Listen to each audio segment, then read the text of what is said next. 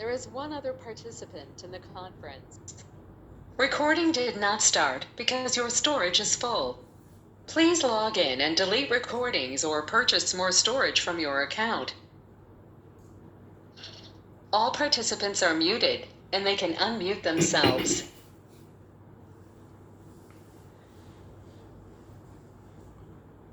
ओम नमोर्यंताणम नमो सिद्धाणम नमो आर्याणम नमो वज्जायाणम नमो लोहि सव्वसाहुणम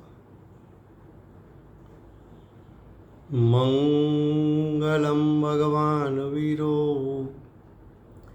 मंगलम गौतमो गणी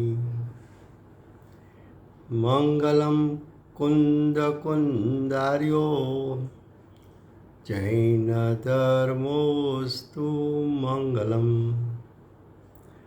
ओंकार बिंदु संयुक्तम नित्यं जायन्ति योगिनो कामदं मोक्षदं चैव ओंकाराय नमो नमः अहोपकार जिनवर्नो कुंदनो ध्वनि दिव्यनो जीन कुंद ध्वनि आप्या अहो आ गुरु कहनो तुच्छ ज्ञान त्यानो रंग अमया दर्श रहो ओ शिव पद तक तुझ संग माता हाथ ग्रहो।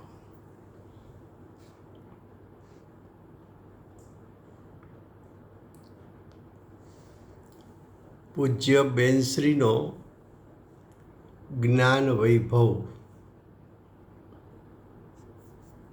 પૂજ્ય બેનશ્રી પૂજ્ય ગુરુદેવના શિષ્યમાં શિરોમણી હતા। પૂજ્ય ગુરુદેવની વાણીનું નિમિત્ત પામીને આત્માનો અનુભવ અને અસંખ્યાત અબજો વર્ષનું જાતિસ્પણ જ્ઞાન જેમને પ્રગટ થયું હતું, એ પ્રગટ થયેલું જાતિસ્પણ જ્ઞાનમાં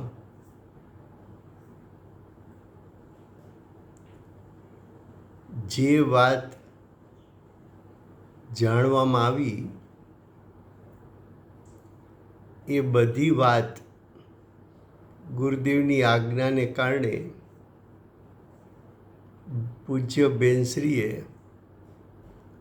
પરમ પૂજ્ય સદગુરુદેવને પોતાના સ્વહસ્તે લખીને મોકલાવી। જાતિસ્પણની ધારા જ્યારે જ્યારે આવે ત્યારે ત્યારે બેનશ્રી એ જાતિસ્પણમાં જાણેલી વાત પોતાના સ્વહસ્તાક્ષરમાં લખે અને પૂજ્ય ગુરુદેવને મોકલતા।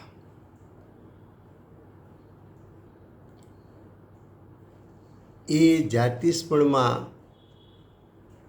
આવેલી વાતની જે બેનશ્રીની નોંધની નોટબુક છે, એના આધારે બેનશ્રીનો જ્ઞાન વૈભવ જે પુસ્તક પ્રકાશન થયું એમાં બેનશ્રીને જાતિસ્પણમાં આવેલો વિષય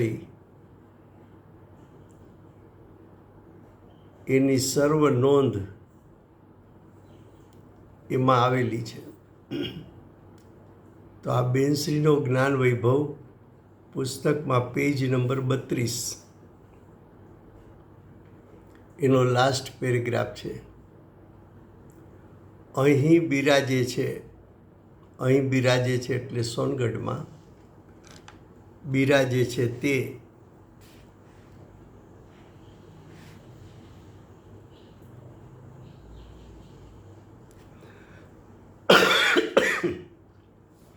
પરમ કૃપાળુ ગુરુદેવ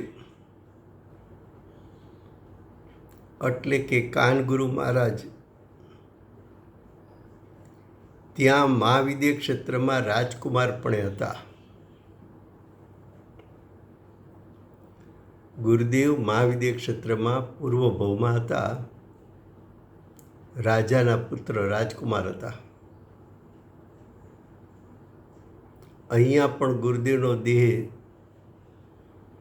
રાજકુમાર જેવો હતો, પડછન કાયા, ઊંચી કાયા, રૂની પૂણી જેવો દેહ, ચમકતો ચહેરો, જોતા જ કોઈને એમ લાગે કોઈ મહાન આધ્યાત્મિક પુરુષ છે. પ્રભાવશાળી વ્યક્તિત્વ,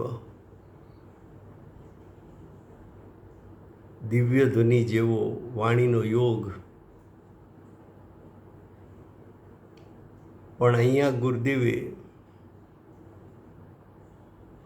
રાજકુમારના વસ્ત્ર પહેર્યા હોત તો રાજકુમાર જેવા જ લાગત, પણ ત્યાગી થયા.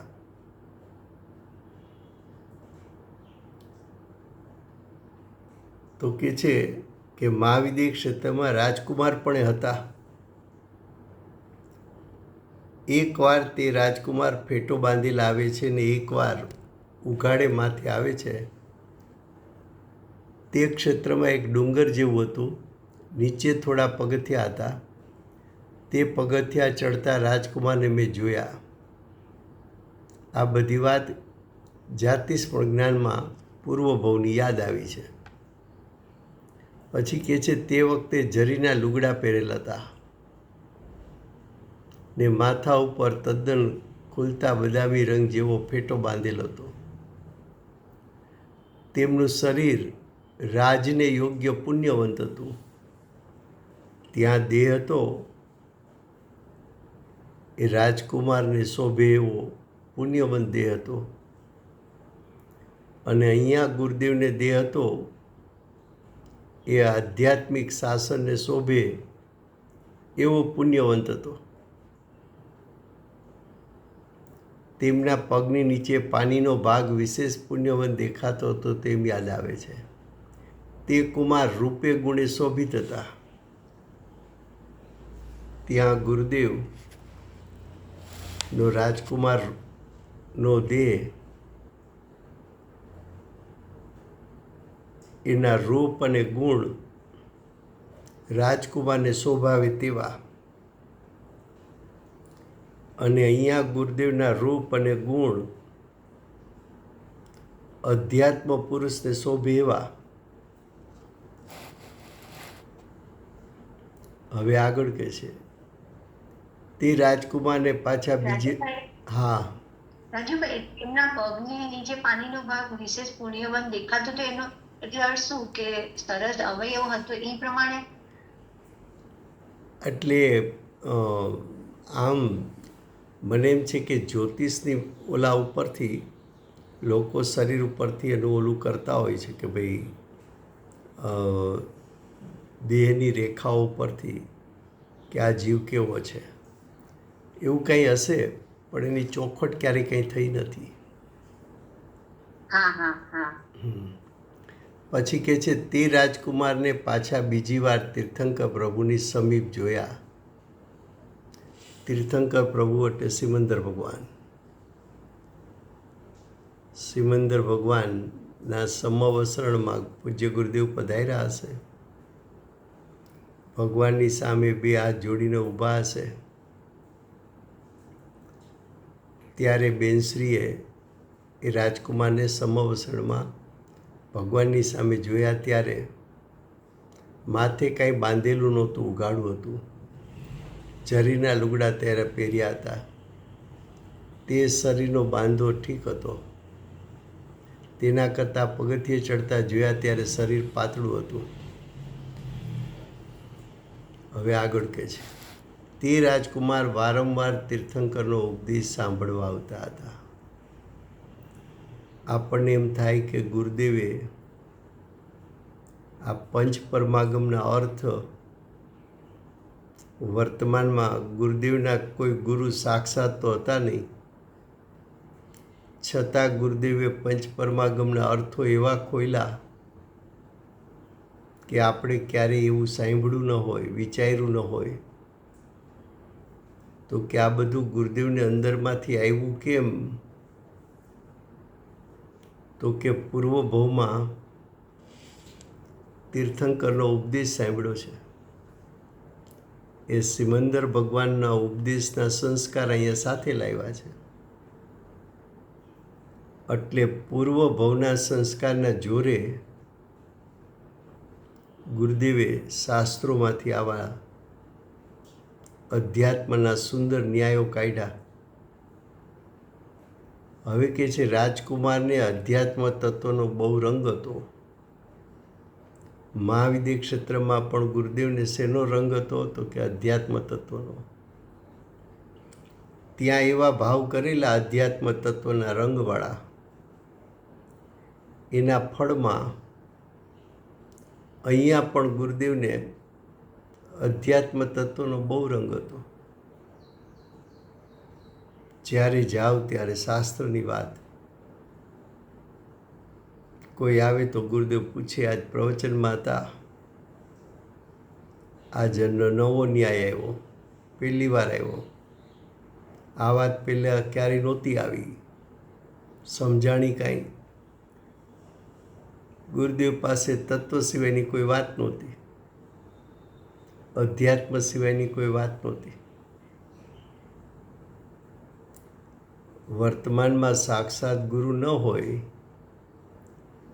છતાં પોતાના અંતરંગ ભાવમાં અધ્યાત્મનો આવો રંગ લાગે, બાહ્ય કોઈ નિમિત્ત નહીં એવું. સમય સારું નિમિત્ત પણ મળ્યું, પણ સાક્ષાત ગુરુ કે સાક્ષાત તીર્થંકર કે સાક્ષાત ઉપદેશ આપનારા ગુરુ એવું કોઈ નહોતું. તો બધું આવ્યું ક્યાંથી? તો કે પૂર્વે ભગવાન પાસે બધું સાંભળ્યું છે, અને એ પણ ઊંડાણપૂર્વક એકાગ્ર ચિત્તે સાંભળ્યું હશે, તો એ સંસ્કાર ટકી ગયા અને વર્તમાન કાળે બધું અંદરમાંથી બહાર આવ્યું. તો કે અધ્યાત્મ તત્વનો બહુ રંગ હતો. આ રાજકુમાર ભવિષ્ય એટલે કાળક્રમે તીર્થંકર થવાના છે તેવી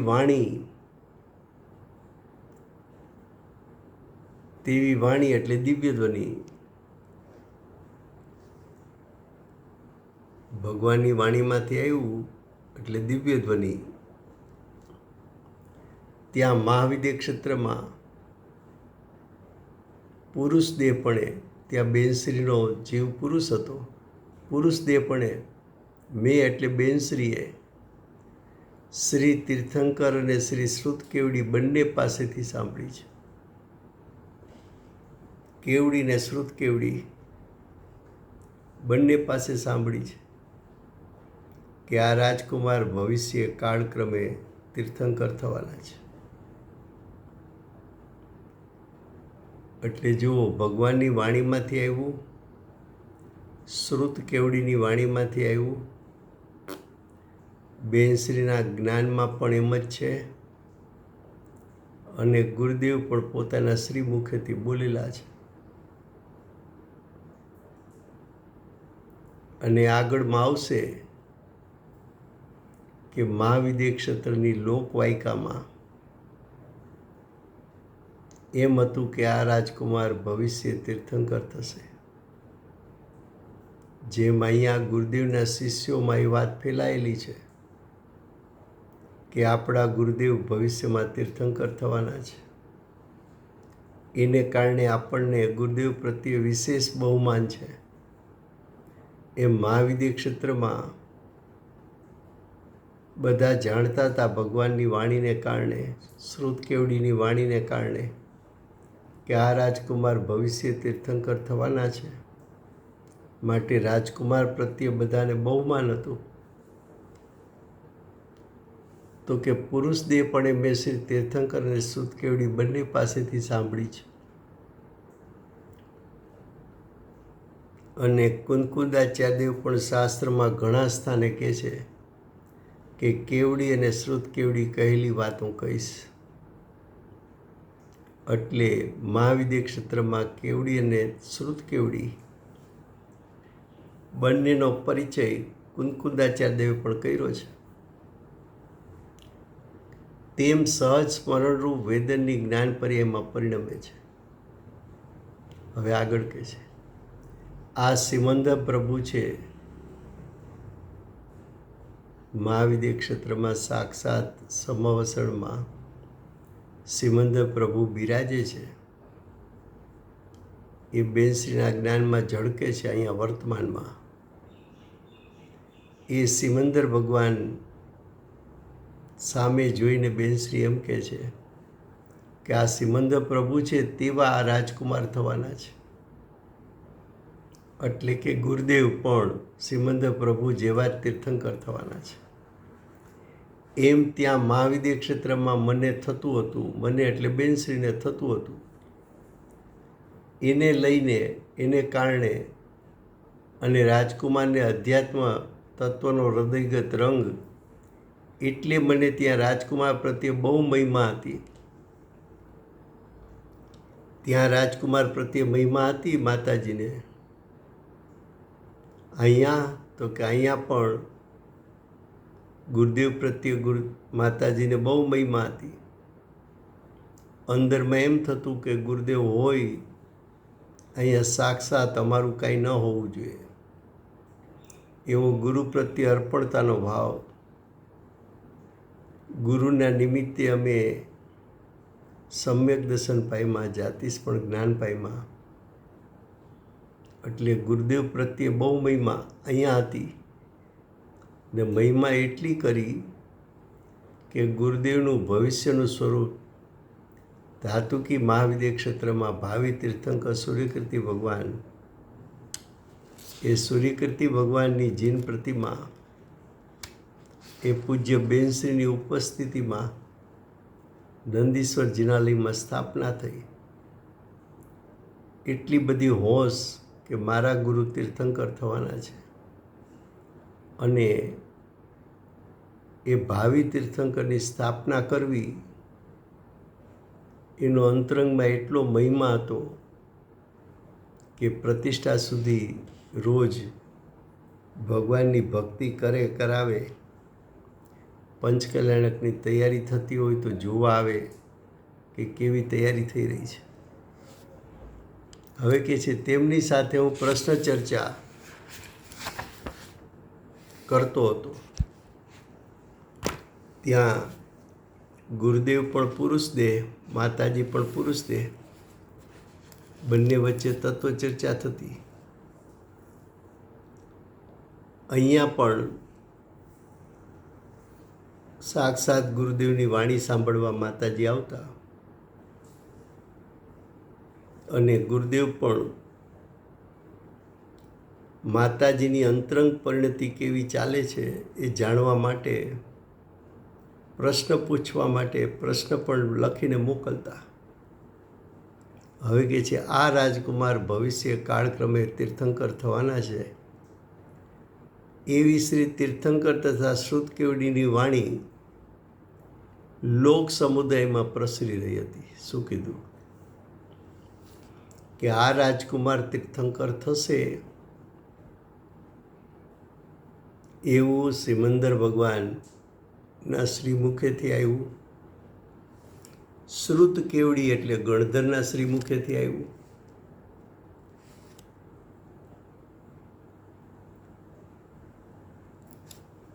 અને કેવડી શ્રુત કેવડીના શ્રીમુખેથી આવ્યું. એ મહાવિદ્ય ક્ષેત્રના મુમુક્ષુઓ જાણતા હતા કે ભગવાને આમ કહ્યું છે, શ્રુત કેવડી આમ કહ્યું છે. એટલે રાજકુમાર તીર્થંકર થવાના છે. એમ અહીંયા ભરત ક્ષેત્રમાં 10 દિશામાં ફેલાયેલું છે. એમ ત્યાં પણ 10 દિશામાં ફેલાયેલું છે કે આ રાજકુમાર તીર્થંકર થશે. હવે કે છે તે રાજકુમારનો સીધો ભાવ અત્યારે પૂજ્ય સદગુરુદેવ મહારાજ સાહેબ તરીકેનો જ છે.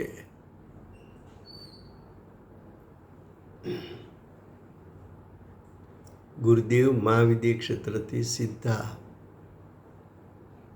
ઉમરાળા ગામે મોતીચંદભાઈને ત્યાં ઉજંબાના ઘરે જૈનમાં એ મહાવિદ્ય ક્ષેત્રથી સીધા આવ્યા છે. હવે ગુરુદેવ તીર્થંકર થવાના છે એ વાત માતાજીને જ્ઞાનમાં આવી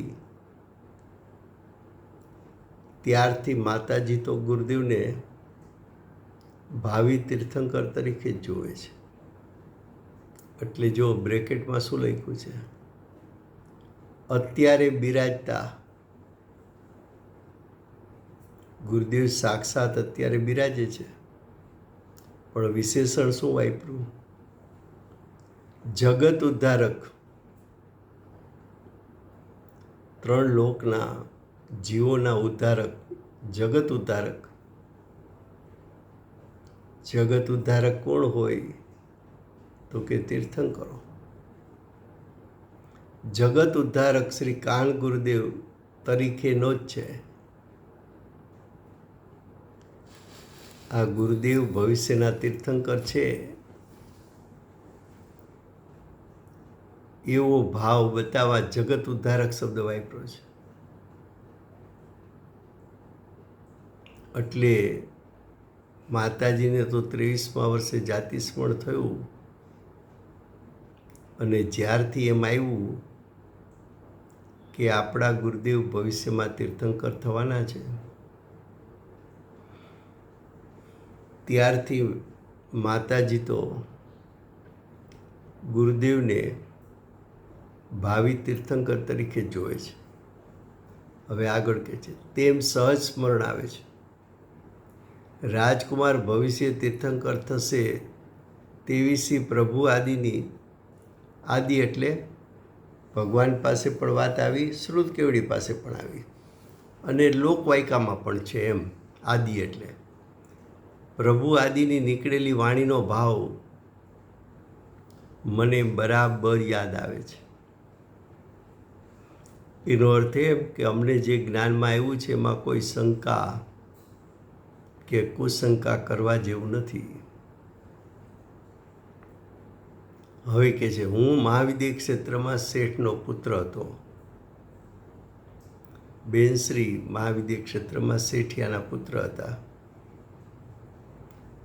જ્યાં જતો ત્યાં ઉગાડે માથે જતો, માથે સાદા વાળ હતા, મુદ્રા ગોળ હતી, આંખ મોટી હતી, શરીરનો બાંધો સારો હતો, મધ્યસ્થ હતો.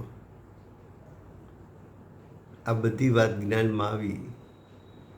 પૂર્વનો દેહ કેવો હતો, કોનો પુત્ર હતો, કેવા વસ્ત્ર પહેર્યા હતા, કેવું મુખ હતું, કેવી આંખ હતી, કેવો શરીરનો બાંધો હતો, બધી વાત સ્પષ્ટ જ્ઞાનમાં આવી છે.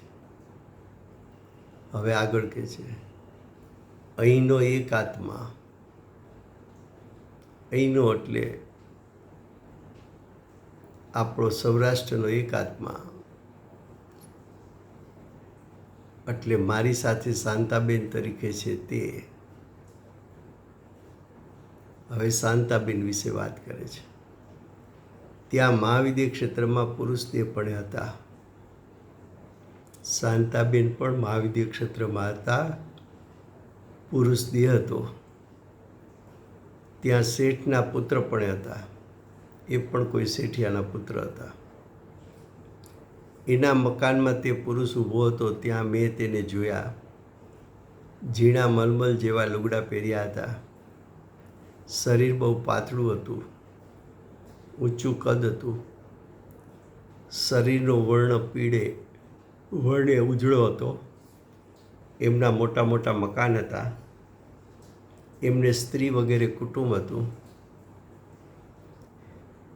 એમની સ્ત્રીએ ગુલાબી રંગના લુગડા પહેર્યા હતા. તે આત્માનો સીધો ભાવ ત્યાં પુરુષ દેહ પણ હતો તેમ સહજ સ્મરણ આવે છે. શાંતાબેન પણ ત્યાં પુરુષ હતા. અને અહીંયા સ્ત્રીનો દેહ મળ્યો તો શાંતાબેન એના કુટુંબીજન એનું વર્ણન આવ્યું. હવે કે છે આ સર્વ હકીકત જેમ સહજ સ્મરણ આવ્યું છે તેમ જેટલું આવ્યું છે તેટલું મધ્યસ્થ ભાવથી લખાયું છે. મધ્યસ્થ ભાવથી કોને કહેવાય? તો કે જેવું છે તેવું લખવું, એમાં અતિરેક ન કરવો કે એમાંથી ઓછપ પાડવું ન લખવું, એને મધ્યસ્થ ભાવ કહેવાય. તો જેવું જ્ઞાનમાં આવ્યું એવું જ અમે આ વર્ણન કર્યું છે. જે વાત બરાબર સ્મરણમાં નથી આવતી તે નથી લખી.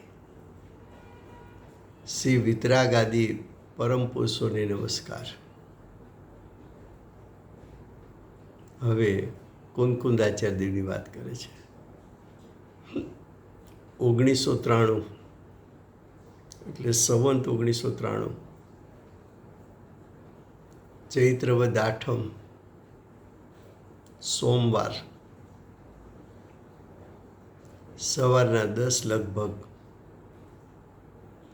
શ્રી કુંદકુંદાચાર્ય દેવનું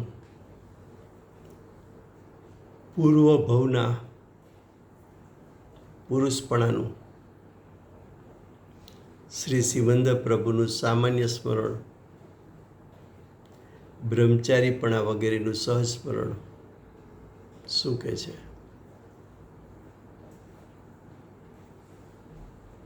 કે જાતિસ્મરણ જ્ઞાનમાં ચૈત્ર વદ આઠમને દિવસે શું આવ્યું? તો કે કુંદકુંદાચાર્ય દેવ પૂર્વ ભવે પુરુષ દેહ હતો.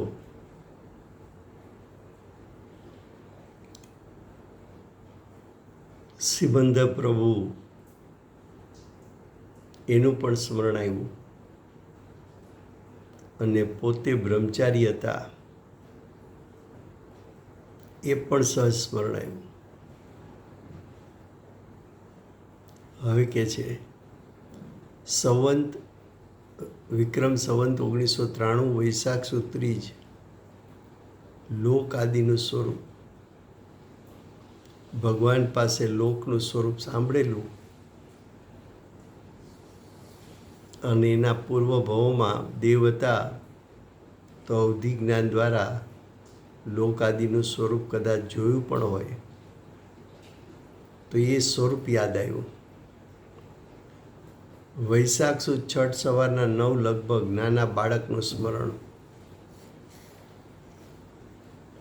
વૈશાખ સુદ બારસ સવારના 8 થી 8:30 લગભગ પૂર્વનું સમ્યક દર્શન પણ જો પોતાને પૂર્વે સમ્યક દર્શન થયેલું એ જાતિસ્મરણ જ્ઞાનમાં આવ્યું. પછી કે છે ઘણા ટાઈમથી મહાવિદ્ય ક્ષેત્રમાં હતો, લાંબો કાળ ત્યાંનું મનુષ્ય જીવન લાંબા કાળનું છે તો ઘણા ટાઈમથી મહાવિદ્ય ક્ષેત્રમાં હતો તે સ્મરણ. પછી ત્યાં મહાવિદ્ય ક્ષેત્રના રસ્તા વગેરેનું સામાન્ય સ્મરણ આવ્યું.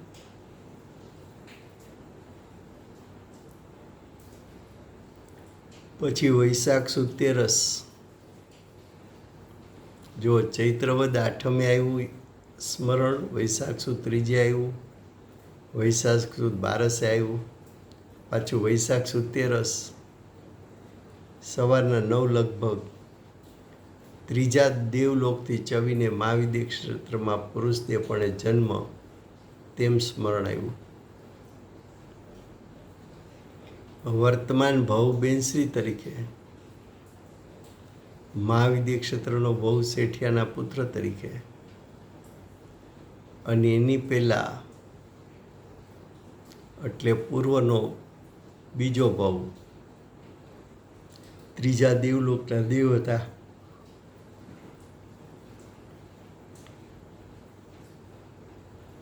હવે જેઠ વદ 10 તેરસ સવારના 6 થી 6:30 પૂજ્ય સાહેબનો પૂર્વભવ રાજકુમાર ફેટો બાંધેલા. ગુરુદેવ રાજકુમાર હતા અને રાજકુમારે ફેટો બાંધ્યો હતો. એ દ્રશ્ય સ્મરણમાં આવ્યું. પછી વિક્રમ સંવત 1994 કારતક વદ 12 બપોરના 3 થી 3:30 લગભગ ઉઘાડે માથે રાજકુમાર ભવિષ્ય તીર્થંકર તેમની સાથે ચર્ચા.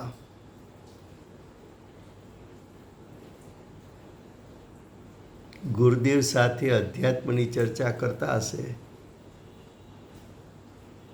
એ પૂર્વભવ સંબંધી એ વાત યાદ આવી. પછી સાથે સાથે સિમંદર પ્રભુની વાણી, ભગવાનની વાણીમાં જે વાત આવી હોય એનું સામાન્ય સ્મરણ થયું. પછી શાંતાબેનના પૂર્વભવનું, પછી શાંતાબેનના ઘરનું વગેરે સામાન્ય સ્મરણ આવ્યું.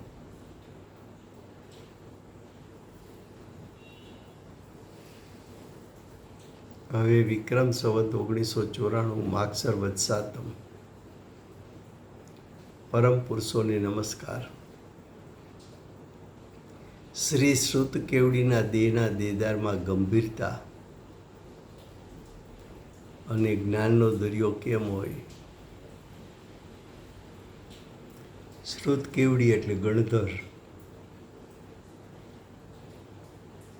કોઈ ગણધર જાતિ સ્મરણમાં આવ્યા.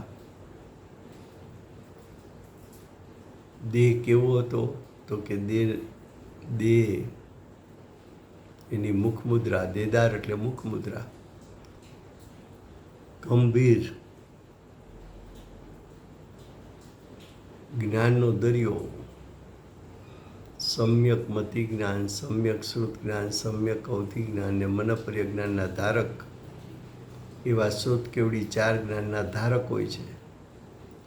તદભવે કેવળ જ્ઞાન લેવાના હોય છે. એ ગણધર કેવા હતા? ગંભીર ગંભીર ગંભીર. બેનશ્રી પણ ભવિષ્યમાં ગણધર થવાના છે. અત્યારથી મુખ મુદ્રા કેવી છે? ગંભીર ગંભીર ને ગંભીર. આ ગણધરનું બાહ્ય લક્ષણ છે. પછી જ્ઞાનનો દરિયો 12 અંગ 14 પુરોની રચના કરે એટલું દ્રવ્ય શ્રુત અને સમ્યક મતિ શ્રુત અવધિ મનપર્ય 4 જ્ઞાનના ધણી એટલું જ્ઞાન જેને વિદ્યમાન છે, માટે જ્ઞાનનો દરિયો.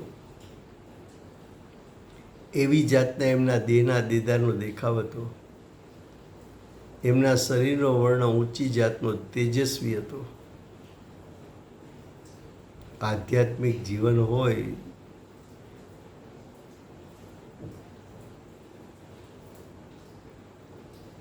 એની તેજસ્વીતા સહજ હોય છે. એમના શરીરની આકૃતિ મોટા જબરા આડા ભીડ યોગી જેવી દેખાતી હતી. ગણધરને જોવો તો એમ જ લાગે કોઈ મોટા યોગીશ્વર બેઠા છે. તે પ્રકારે સામાન્ય સ્મરણ આવે છે, વિશેષ યાદ આવતું નથી. આ વિશેષ યાદ આવતું નથી એ એક વિનયનું વાક્ય છે. આટલું બધું તો યાદ આવ્યું. હવે આગળ કે છે, રાજકુમારનું નામ અત્યાર સુધી સ્મરણમાં આવ્યું નહોતું. આજે બપોરે પ્રશ્નો આવતા, વિચારની ધૂન ચડતા, અંતર સ્થિરતા વધતા, નિર્વિકલ્પ સ્થિતિ થતા તેમાંથી એટલે નિર્વિકલ્પ સ્થિતિમાંથી બહાર આવતા જરાવાર પછી તે રાજકુમારનું નામ ફતેમંદ કુમાર એમ આવ્યું. આ નિર્વિકલ્પ સ્થિતિમાંથી બહાર આવે તો નિર્વિકલ્પ સ્થિતિ વખતે તો ભાવશ્રુત જ્ઞાન હોય, આત્માનો અનુભવ કરનારું જ્ઞાન હોય, એ ભાવશ્રુત જ્ઞાન છે. હવે આત્મ સ્વભાવનું લક્ષ છૂટ્યું એટલે જે ઉપયોગ ભાવશ્રુત જ્ઞાનવાળો હતો ત્યાંથી જ ઉપયોગ છૂટ્યો એટલે પહેલાં મતિ જ્ઞાન પ્રગટે. મતિ જ્ઞાનમાં જાતિસ્મરણ જ્ઞાન છે એ મતિ જ્ઞાનનો પ્રકાર છે.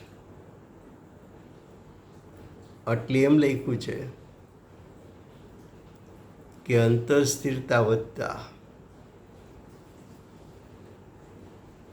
નિર્વિકલ્પ સ્થિતિ થતા, નિર્વિકલ્પ સ્થિતિમાં ભાવશ્રુત જ્ઞાન છે, તેમાંથી બહાર આવતા નિર્વિકલ્પ સ્થિતિમાંથી ઉપયોગ છૂટી ગયો એટલે બહાર આવતા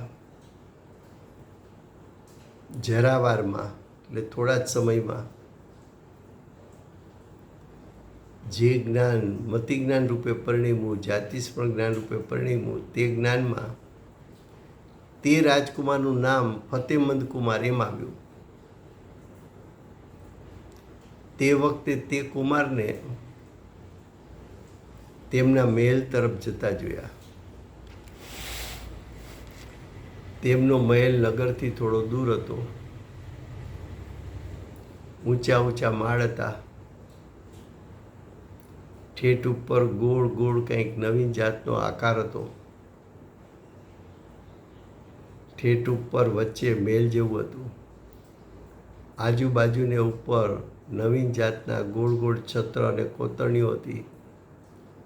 તેમ સહજ યાદ આવ્યું. ગુરુદેવનો રાજમહેલ એ જ્ઞાનમાં આવ્યું. હવે કે છે પછી સાંજે 4 વાગ્યે જેવો એ જ દિવસે ફરી પાછું સ્મરણ આવ્યું. પછી સાંજે 4 વાગ્યે ફતેકુમાર નામ સહિત શ્રી તીર્થંકર પ્રભુની સમીપમાં રાજકુમારનું સ્મરણ આવ્યું. આ રાજકુમારનું નામ ફતેમંદ કુમાર છે. રાજકુમાર સિમંદર ભગવાનની સમીપમાં ઊભા છે એવું જાતિ સ્મરણ જ્ઞાનમાં આવ્યું. તેની સાથે બીજી વાર ફતેહ રાણા સાહેબ એવા નામ સહિત રસ્તામાં ચાલ્યા જતા હતા તેવી રીતે તે કુમારનું સ્મરણ આવ્યું. પાછું બીજી વાર એમનું સ્મરણ આવ્યું. આવી રીતે 2-3 પ્રકારે નામ સાવ સહજ યાદ આવ્યા. રાજકુમાર હોય, રાજા હોય તો એક કરતાં વધુ નામોથી પણ ઘણીવાર વિશેષણો દ્વારા સંબોધન કરાતા હોય છે. પછી કહે છે તે કુમારને માતા પિતા હતા. તે કુમાર એટલે ફતેમંદ રાજકુમાર.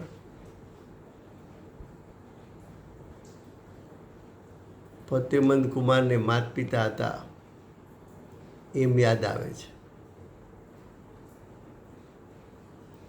તે માતા પિતા કેવા હતા તેનું સ્મરણ યાદ આવતું નથી. પછી આગળ આવશે યાદ ત્યારે પાછું લખશે. રાજકુમારનું નામ ફતેહ કુમાર ઉપરાંત બીજું પણ નામ હોય તેમ સહજ સ્મરણમાં આવે છે, પણ તે નામ શું હતું તે યાદ આવતું નથી. હવે કહે છે કુમારનું નામ આવ્યું તેની સાથે સાંજે 4 વાગ્યે તેના મહેલમાં ઠેઠ ઉપર એમને રાધા નામની રાણી છે. રાધા રાણી એ ફતેમંદ રાજકુમારના ધર્મપત્ની છે. તો કે છે રાધાની પછવાડે લક્ષ્મી જેવું એવું કંઈક લાંબુ નામ છે, પણ બરાબર યાદ આવતું નથી. પણ રાધા નામ બરાબર યાદ આવે છે, એમ સહજ યાદ આવ્યું. તે રાણીએ વાદળી રંગનું ઓઢેલું અને જરિયનની કોર હતી. તેનું પુણ્ય ને ગુણ સારા દેખાય છે. એટલે ફતેમંદ રાજકુમારના ધર્મપત્ની પુણ્યવંત અને ગુણવંત હતા. હવે પછી કહે છે, તે રાજકુમારને રાણી હોવા છતાં બ્રહ્મચારી હતા. પૂર્વના આવા ભાવ એના ફળમાં વર્તમાનમાં ગુરુદેવ બાળ બ્રહ્મચારી હતા, એમ સહજ યાદ આવે છે. ગુણવાન રાજકુમાર બ્રહ્મચારી પહેલેથી જ હતા કે ક્યારથી હતા તે કાંઈ યાદ આવતું નથી. તે કુમારને આ એક હતી કે બીજી કોઈ વધારે રાણી હતી તે કાંઈ ખ્યાલમાં આવતું નથી. આ એક રાણી બરાબર યાદ આવે છે. પછી આગળ બતાવશે કે આ રાણી સમ્યક દ્રષ્ટિ હતા, રાધા રાણી. હવે નેક્સ્ટ પેજ. આ બધું ભક્તિભાવથી જણાવવા ખાતર લખ્યું છે. આવું વાક્ય માતાજીએ કેમ લખ્યું? તો કે અમને જાતિસ્મરણ જ્ઞાન થયું એની અમે અધિકતા બતાવવા માગતા નથી. તો ગુરુ પાસે વિનય છે, વિવેક છે. ગુરુ પ્રત્યે વિનય અને વિવેક રાખીને એમ કહે છે કે અમને પૂર્વભવ સંબંધી જે આવ્યું એ અમે આપની વાણીને કારણે અમને આત્માની અનુભૂતિને જાતિસ્મરણ થયું છે.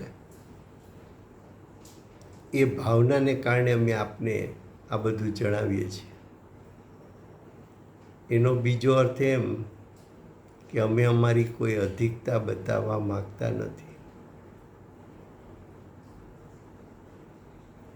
વિચાર કરો બેનશ્રીની ગંભીરતા કેટલી છે.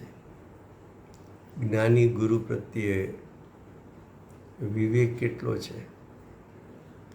ઉપકારી ગુરુ પ્રત્યે કેવું અંતરંગમાં બહુમાન છે કે જે કાંઈ હોય અધિકપણું એ બધું ગુરુમાં છે. અમે એમની પાસે કાંઈ નથી. પોતે સમ્યક દ્રષ્ટિ, પોતે ભવિષ્યના ગણધર, પોતે પૂર્વના સમ્યક દ્રષ્ટિ, છતાં પોતાની ક્યાંય અધિકતા કે અધિકતા વાચક કોઈ વાક્ય મુખમાંથી ન નીકળે એવા ધીર ગંભીર પરિણામ સહિત એમનું જીવન છે. તો કહે છે કે આ બંને કાગળમાં જેટલું આવ્યું છે તેટલું લખ્યું છે. આથી વિશેષ યાદ આવ્યું નથી. હવે પરમ કૃપાળુ સદગુરુદેવને નમસ્કાર.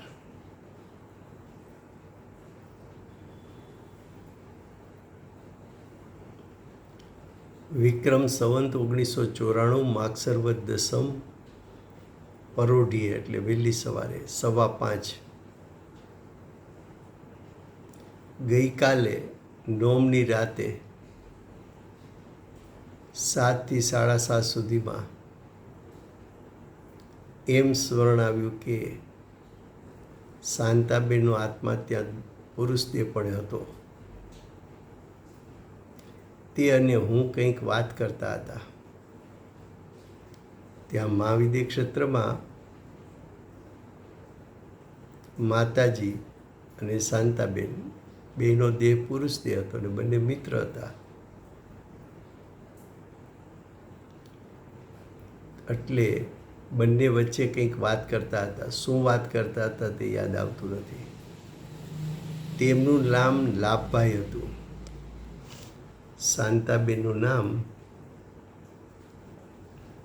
પૂર્વભવમાં શું હતું? તો કે પૂર્વભવમાં લાભભાઈ નામ હતું. હું એને લાભભાઈ કહીને બોલાવતો હતો. હું એટલે બેનશ્રી. બહેનશ્રીનું ત્યાં નામ હતું દેવાભાઈ. એટલે દેવાભાઈ લાભભાઈ કહીને બોલાવતા હતા. જો પછી આવ્યું મારું નામ દેવાભાઈ હતું. મારું એટલે બેનશ્રી. બેનશ્રીનું નામ શું હતું તો કે દેવાભાઈ. તે મને દેવાભાઈ કહીને બોલાવતા હતા. એવી જાતના ભાવો યાદ આવે છે. લાભભાઈ અને દેવાભાઈનું લાંબુ નામ યાદ આવતું નથી. તે સ્મરણ ત્યાંથી તે સમય અટકી ગયું.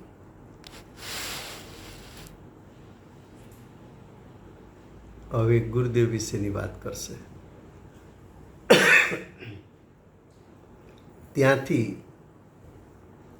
ફતેમંદ કુમાર સહજ સ્મરણમાં આવ્યા. સ્વયંધર્મી તીર્થંકરનો જીવ હોય એ હંમેશા સ્વયંધર્મી હોય.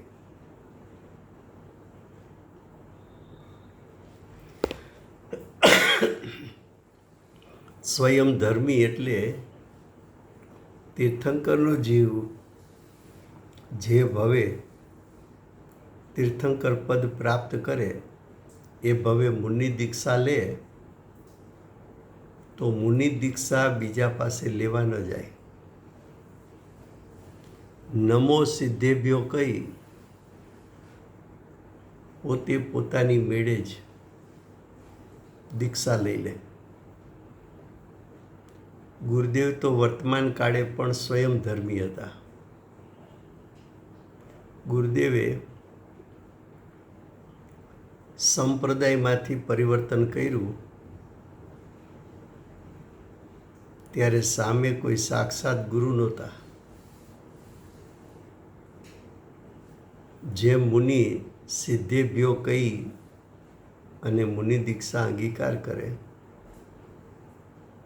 એમ ગુરુદેવે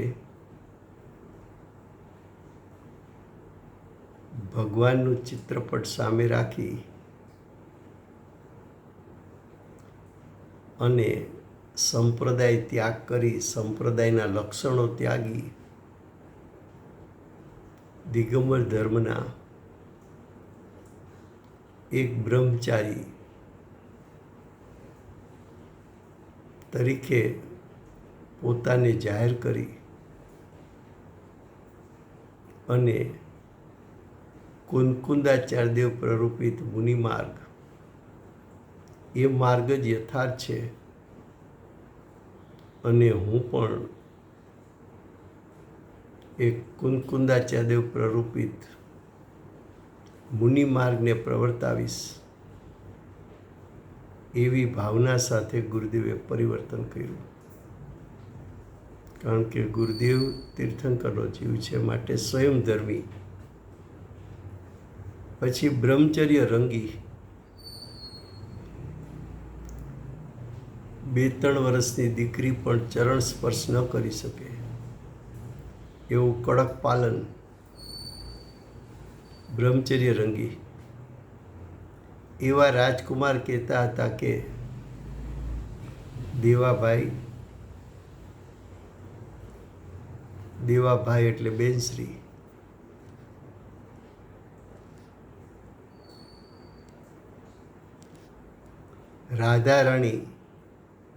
રાધારાણી એટલે ગુરુદેવના ધર્મપત્ની. ધાર્મિક વૃત્તિમાં બહુ સજ્જડ છે. સજ્જડ છે એટલે મક્કમ છે.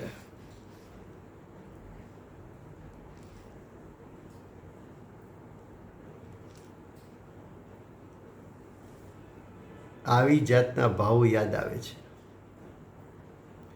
તેમની રાણી એટલે ફતેમંદ રાજકુમારની રાણી નિર્વિકલ્પ સંકિત પામેલ હતા. એ સમ્યક દૃષ્ટિ હતા,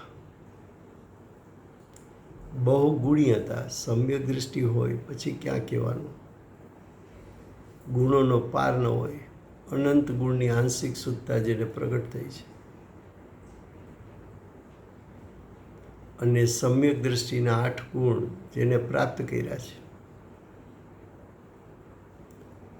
તો કે છે બહુ ગુણી હતા એમ સહજ યાદ આવે છે. રાજકુમારને તે રાણીના ગુણોનું બહુમાન હતું. એક અધ્યાત્મ રંગથી રંગાયેલા એને સમ્યક દૃષ્ટિ પ્રત્યે સેજે અહોભાવ હોય તો રાણી રાધા રાણી સમ્યક દૃષ્ટિ હતા માટે એના ગુણોનું બહુમાન હતું. આ બધું બરાબર યાદ આવે છે. હવે બેનશ્રી જુઓ કેટલી ચોખવટ કરે છે પછીના પેરેગ્રાફમાં. આ ભવમાં કોઈની સાથે કરેલી વાતચીત યાદ આવે છે તેવી જ રીતે નિસંગપણે યાદ આવે છે. બોલો, આ ભવમાં હમણાં જ કોઈ સાથે વાત કરી હોય ને યાદ હોય એટલું સહજ પૂર્વ ભવ સંબંધીનું જ્ઞાન. હવે આગળ કે છે રાજકુમાર ભવિષ્ય કાળક્રમે તીર્થંકર થવાના છે તે વાતને રાજકુમાર પોતે તીર્થંકર આદિની વાણીના જ્ઞાન સહિત અંતરમાંથી જાણતા હતા કે હું તીર્થંકર થવાનો છું એમ એમનું હૃદય કહેતું હતું. આ સ્મરણ અહીંથી અટકી ગયું. કેટલું ચોખ્ખું લખ્યું છે જુઓ કે રાજકુમાર કાળક્રમે તીર્થંકર થવાના છે.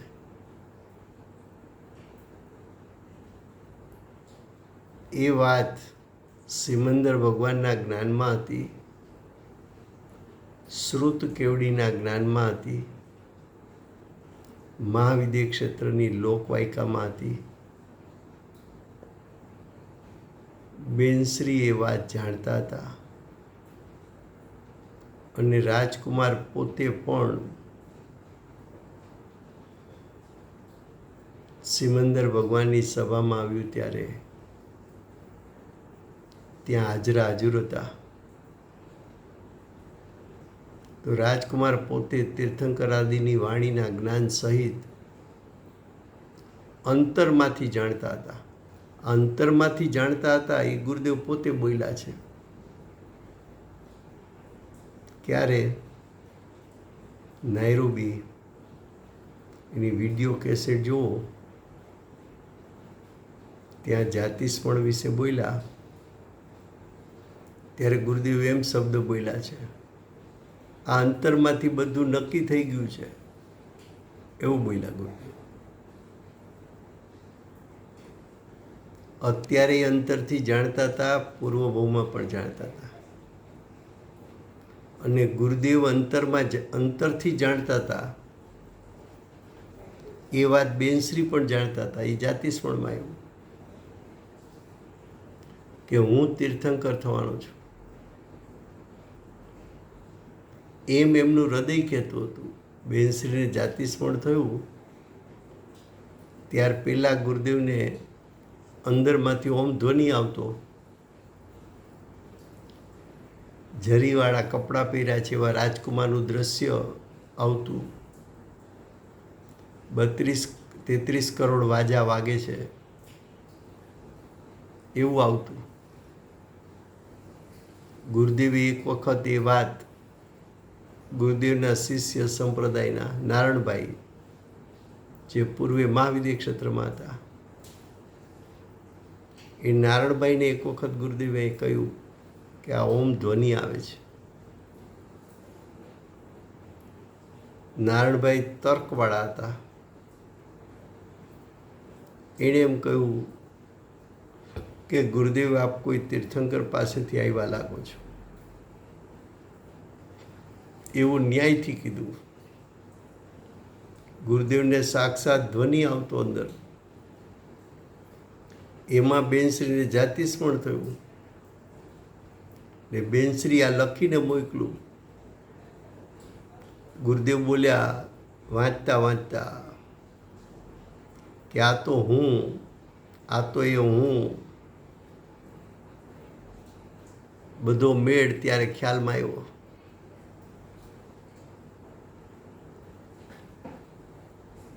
હવે આગળ કે છે, ત્યાર પછી 8:30 થી 9:15 સુધીમાં હું દેવલોકમાં દેવ હતો.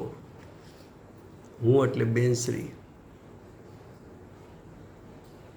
બેનશ્રી દેવલોકના દેવ એ પૂર્વનો બીજો ભાવ.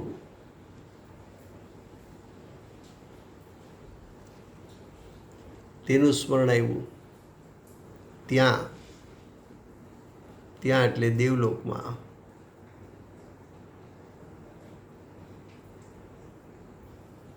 દેવી હતી. કેટલાક દેવો હતા. તે દેવલોક ત્યાંના લુગડા ને દાગીના વગેરે જુદી જાતનું લાગે છે. કઈ ભાષામાં લખવું ને બોલવું એ કંઈ સ્પષ્ટ આવતું નથી. વેદનમાં ગંભીરતા બહુ ભાસે છે. વેદનમાં એટલે જાણપણામાં.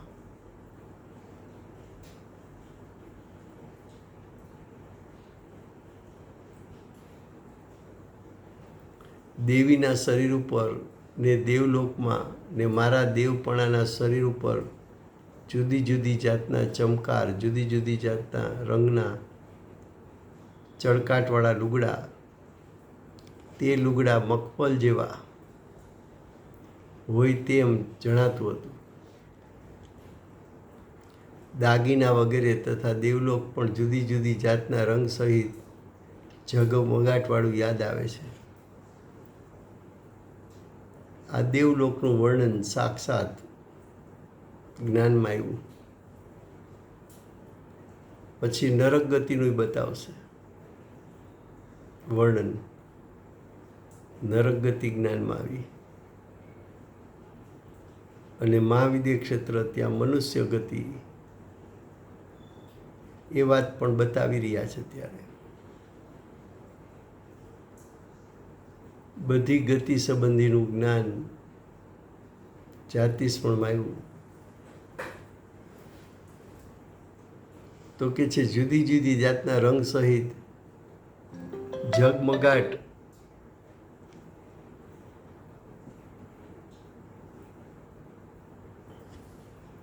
વાળું યાદ આવે છે. બધા દેવો ભેગા થઈને નાચ કરતા હતા. હું તાળી પાડતો હતો. ત્યાં નલિની નામનું કોક હતું. તે દેવીનું નામ હતું કે બીજા કોઈનું નામ હતું તે યાદ આવતું નથી. હું જાણે દેવ છું ને બધા પરિચિત દેવો અમે બધા ભેગા થઈને નાચ કરીએ છીએ. એવું બધું જાણે દેવનો જ ભાવ કેમ હોય એવું લાગે છે. પોતે અહીં ભરત ક્ષેત્રમાં છે કે દેવલોકમાં એ ભૂલાઈ ગયું. એટલું સ્પષ્ટ જ્ઞાન દેવગતિ સંબંધી આવ્યું. હવે કે છે શું નાચ હતો તે સ્પષ્ટ આવતું નથી. તે દેવના ભાવ પહેલાં મહાવિદ્ય ક્ષેત્રમાં બળદ્યો હતો. આ જે છે બળદપણું એ બેનશ્રીનો પૂર્વનો ત્રીજો ભાવ.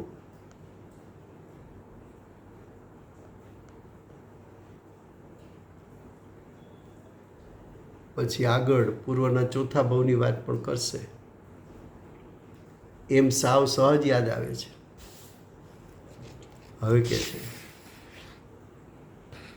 તે બળદ લાલ વર્ણે હતો. ત્યાંના દેહનું વર્ણન કરે છે. શરીર પાતળું સુકાયેલ જેવું હતું. એ બળદનું એટલું યાદ આવે છે. એથી વિશેષ યાદ આવતું નથી.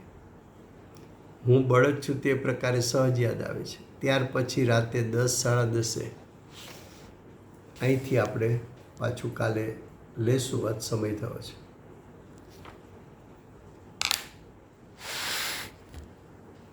વર્તમાન 24ના આખરી તીર્થંકર